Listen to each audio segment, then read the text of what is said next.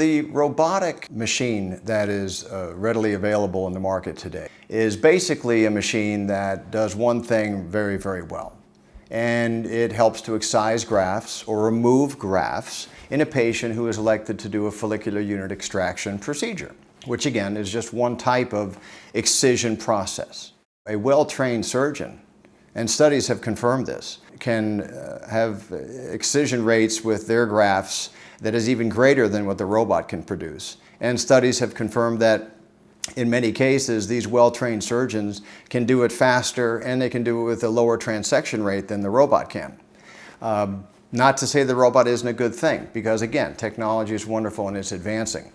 They also claim that the robot is reasonable at implanting the grafts. Well, I know for a fact that they really haven't got that down yet. It's pretty much still being done by trained technicians, which again is a good thing. That's what I want. I want a highly skilled individual placing the grafts by hand.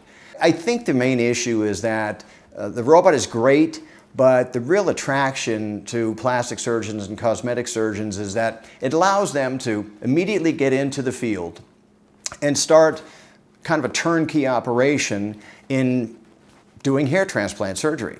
But they're still relying very heavily on the machine, of course, as well as technicians that may or may not be part of the practice and sometimes are flown in just so that a case can get done. Again, that leads us back to one of the original problems, which is some of these surgeons are not really interested in being good hair restoration surgeons.